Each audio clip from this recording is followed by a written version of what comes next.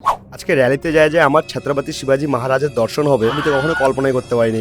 চলো গল্পটা একবার তোমাদেরকে শুরু থেকে বলি। বন্ধুরা, আজ বাদে কালকে হচ্ছে রামনবমী, তাই আমরা র্যালিতে যাওয়ার জন্য কুর্তা কিনতে আসছিলাম। আর বন্ধুরা, সকাল হতে না হতে দেখি কি রোড একদম ফাঁকা পড়ে আছে। আর বন্ধুরা, কিছুক্ষণ পর থেকে রামনবমীর র্যালি বেরাবে, আর আমরা একদম ফুল টু রেডি হয়ে গেছি র্যালিতে যাওয়ার জন্য। তাছাড়া বন্ধুরা, আমাদের অলরেডি লেট হয়ে গেছে র্যালিতে যাওয়ার জন্য। আর পেট্রোল পাম্পে তেল ভরতে না ভরতে দেখি সামনে দিয়ে র্যালিও যাওয়া শুরু হয়ে গেছে। আর বন্ধুরা, রাস্তায় আমার এত হিন্দু ভাইকে দেখে তো আমার মনটা খুশি হয়ে গেছে। আর বন্ধুরা, সব থেকে বড় কথা হচ্ছে আগের বারের থেকে এবারকার ভিড় একটু বেশি হয়েছে। অন্যান্য পাড়ার র্যালিগুলো তো বন্ধুরা আমরা দেখে নিলাম, কিন্তু আমাদের পাড়ার মেন র্যালি ওটা তো আমার এখনো দেখাই হইলো না। আর বন্ধুরা, দেখি এখানে প্রচন্ড পরিমাণে পুলিশরা গার্ড দিয়ে রাখছে যাতে কোনো ক্যাচাল ঝগড়া সৃষ্টি না হয়। কিন্তু বন্ধুরা, একটা কথা সত্যি, রামনবমীতে বন্ধুরা শিলিগুড়িতে কোনোবারই ক্যাচাল ঝগড়া আমি হইতে দেখি। প্রত্যেকবারের মতন বন্ধুরা এবারও আমরা আনন্দ ফুর্তি করে র্যালিটা কাটিয়ে দিলাম। আর বন্ধুরা, এখানে দেখো পুলিশগুলো তো উপর থেকেও নজর রাখতেছে। আর বন্ধুরা, এয়ারপোর্টে এতটা পরিমাণে ভিড় ধারণার বাইরে। আর বন্ধুরা, সবাইকে আমি একটা কথাই বলতে চাই, আমরা যদি বন্ধুরা এইভাবে একজুট হয়ে সবসময় থাকি, তাহলে আমাদের হিন্দু ধর্মকে কেউ চোখ উঠায় দেখতেও পারবে না ভালো করে। আর বন্ধুরা, সত্যি কথা বলতে ভিড় তো এখনো শুরুই হয়। এত ভিড়ের মাঝখানে আমি নিজেকে নিজে তো কোথায় জানি হারাই ফেলাইছি। চারদিকে শুধু অরেঞ্জ ঝান্ডা, আর কিছুই না। আর বন্ধুরা, এত ভিড়ে তো আমার জল টেস্টাই পাই যায়, তো একটু জুসও খাই নেই। সত্যি কথা বলতে বন্ধুরা, শিলিগুড়িতে এত বড় র্যালি বেড়ায় তোমাদের ধারণার বাইরে। আর উপর থেকে আগের বারের থেকে এবারকার ভিড় একটু বেশি হয়েছে। আর বন্ধুরা, ছোট ছোট বাচ্চাগুলো দেখে এখানে রামনবমীর ক্যারেক্টার প্লে করতে। বন্ধুরা, আমরা যদি এইভাবে একজুট হয়ে থাকি, তাহলে আমাদের হিন্দু ধর্মের দিকে কেউ চোখ তুলো দেখতে পারবে না। সবাইকে বন্ধুরা আবারও জয় শ্রীরাম।